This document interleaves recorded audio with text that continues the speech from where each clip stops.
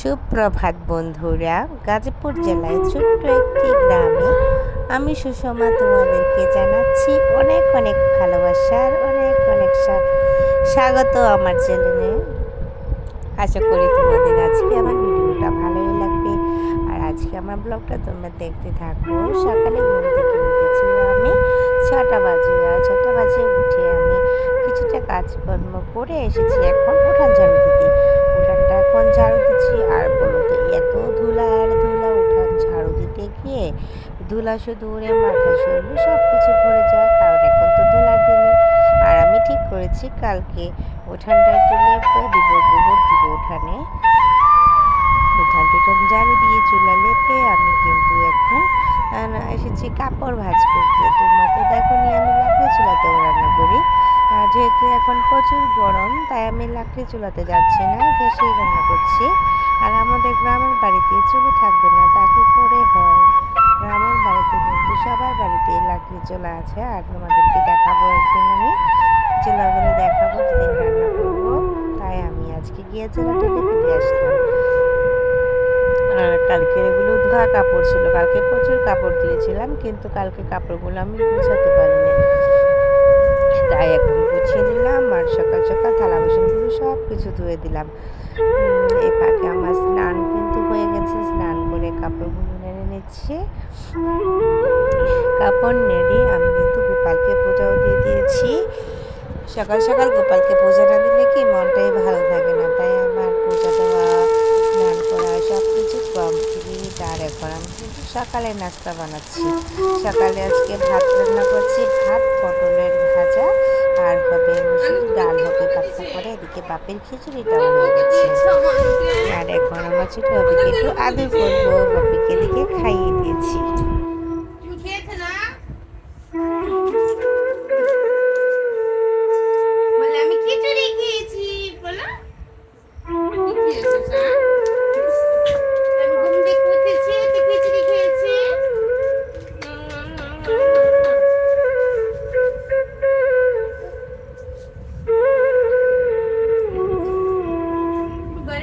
কি পড়েছো?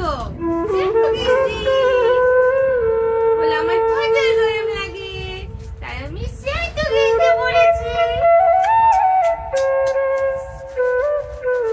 মামা বাড়ি বেড়াতে যাবা?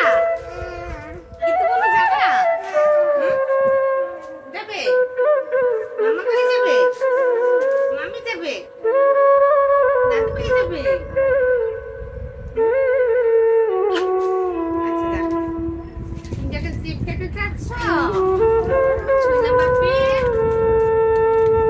তোমার গাড়ি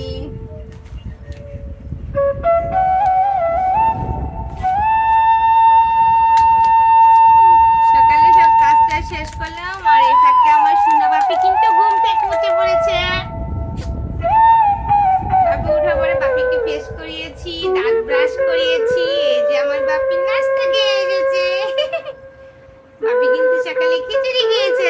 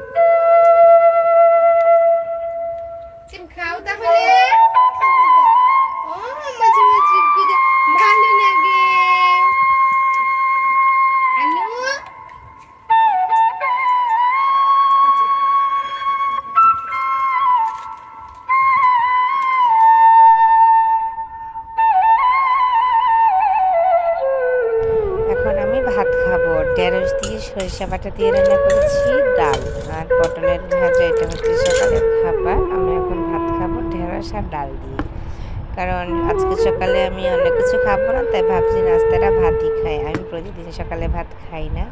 আর এদিকে দুধওয়ালা কিন্তু দুধ দিয়ে দিয়েছে, আর আমি এখন দুধটা জাল করে নিলাম, কারণ না হলে যে গরম পড়েছে দুধ কিন্তু আমার নষ্ট হয়ে যাবে। তারপর কিছুক্ষণ জিরিয়ে টিরিয়ে আসলাম আবার রান্না করে, কারণ দুপুরের জন্য একটা মাছের পাতলা ঝোল করব। এই গরমে আর বেশি তেল মশলা দেবো না, একদম পাতলা করে আলু টমেটো দিয়ে একটা ঝোল রান্না করবো। এদিকে দেখো মাছটা কিন্তু আমার ভাজা হয়ে গেছে, আর সকালের ঢেঁড়স পটল আর ডাল সবই আছে। এখন শুধু আমি মাছটাই রান্না করবো। এটা হচ্ছে বাউসি মাছ। বাউসি মাছ ছিল ফ্রিজে, তাই রান্না করছি।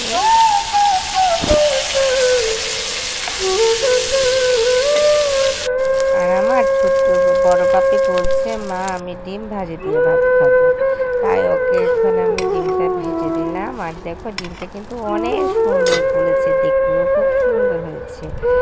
আর এখন ছোট বাপিকে নিয়ে একটু রাস্তাতে এসে দাঁড়িয়েছিলাম। বাপি বলছে, মা চলো বাইরে যাব, তাই ওকে নিয়ে একটু রাস্তাতে এসে দাঁড়াইলাম। বাড়ির সামনে তো রাস্তাটা। আর এখন দাঁড়াতে দাঁড়াতে দেখলাম ওর বাবা বাজার থেকে আসছে। এই দেখো এটা আমাদের বাজারের রাস্তা, এদিক দিয়ে বাড়িতে আসতে হয়। আমার দাদা ভাই চলে আসছে, আর সাথে কিন্তু অনেকগুলো মাছ নিয়ে এসেছি। অনেকগুলো বলতে 3টে মাছ এনেছে, আর মাছগুলো কিন্তু বেশ বড় ছিল। আর এখন ছোট বাপি কিন্তু খুব খুশিতে আছে, বাবার সাথে খেলা করছে। ছোট্টবেলার খেলার সাথে বাবা মা আর ছোট ভাই বোনটা যখন থাকে, তাদের সাথে ছোট বাচ্চারা কিন্তু খেলা করে। বাপ মায়ের তাদের সর্বশ্রেষ্ঠ সঙ্গী। আমার ছোট বাপি কিন্তু ওর বাবার জন্য একদম বেউস থাকে, বাবার জন্য অপেক্ষা করতে থাকে আসার টাইমগুলো। মা বাবা বাবা করতেই থাকে। দেরি না করে দেখো দুজনেই চলে আসলাম মাছ কাটতে, কারণ তোমাদের দাদা ভাই আবার আমাকে অনেক কাজেই হেল্প করে। যেহেতু বাপি ছোট, সম্পূর্ণ কাজ আমি একা করে উঠতে পারি না, তাই ও আমাকে মাছের আঁশটাগুলো সরিয়ে দিল, আর আমি মাছগুলো চাক করে নিচ্ছি, কারণ ও বলেছিল ওই কাটবে। আমি বললাম তুমি পারবে না ভালো করে পিসগুলো করতে। আমি মাছের মাথাগুলো কাটতে কাটতে দেখো ক্লান্ত হয়ে গেছি। মাছের মাথাগুলো এতই শক্ত ছিল, ভাবলাম একবারেই কেটে রাখি। আর এই যে দেখো মাছের ডিমও হয়েছিল। মাছের ডিমটা আমার বড় বাপি খেতে খুবই পছন্দ করে। আর এই দেখো ছোট বাপি এখানে বসেছে, ওকে আর ওটাকেই কাটছে না। মাছ আনার পর থেকেই বলছে ও নাকি আজকে মাছ কাটবে। খালি মা খাবে না? হ্যাঁ মা দিবে না?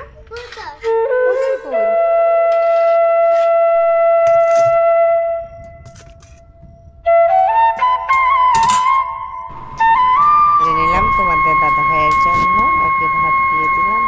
এখানে বসছো কেন? কি খাচ্ছ পাপা? লাচ্ছি। লাচ্চা লাচ্চা। আমার স্বাদ লাগছে।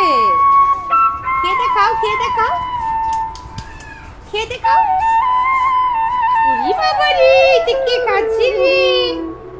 মা দাও, মা দাও, মাকে দাও, আন্নু মাকে দাও। কি কি দেখো? আমি দেখাও কে বাবা রে?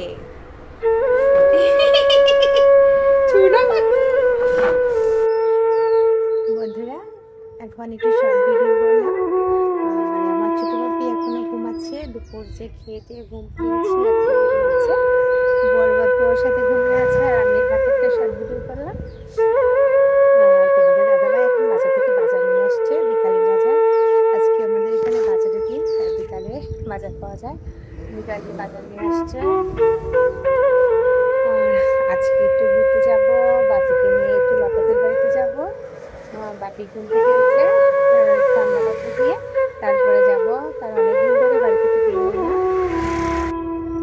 এই যে আমার বাপি ঘুম থেকে উঠে পড়েছে, দেখো আমি চুমু খেয়েছি, বাপিকে লাল হয়ে গেছে গাল। আমি সোনা বাপি। চল তোমার এখন বাড়ি গিয়ে খাইয়ে নি।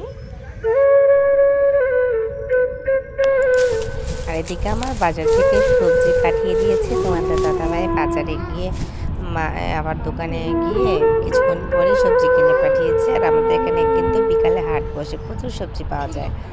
আর আমরা কিন্তু এখন চলে এসেছি একটু ঘুরতে। বাপি অনেকদিন ধরে বাপিকে নিয়ে বের হয় না, আর এদিকে তো অনেকদিন ধরে আসা হয় না, তাই ভাবলাম ওকে নিয়ে একটু ঘুরে আসি। আর এদিকে কথা শুনলে ও পাগল হয়েছে।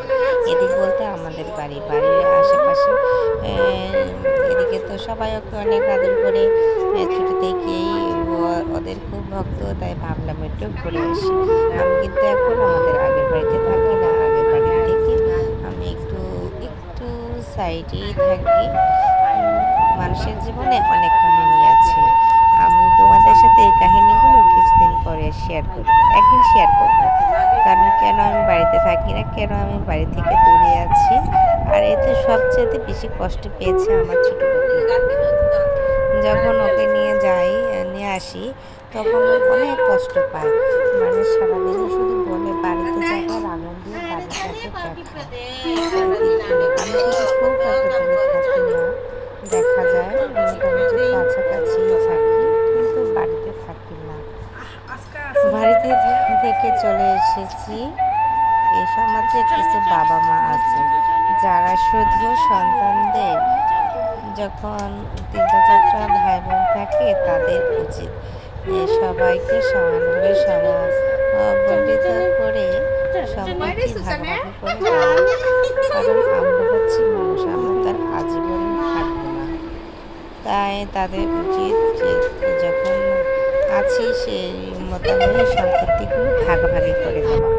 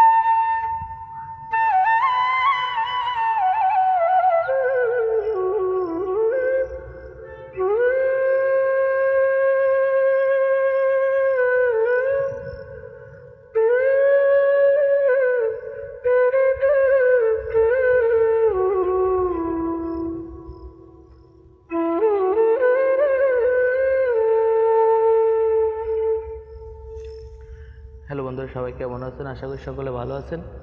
যদি আমার ভিডিওটা যদি আপনাদের ভালো লেগে থাকে, সুর বাংলা মিডিয়া চ্যানেলটা সবাই সাবস্ক্রাইব করবেন, লাইক দিবেন, শেয়ার করবেন। ধন্যবাদ সকলকে।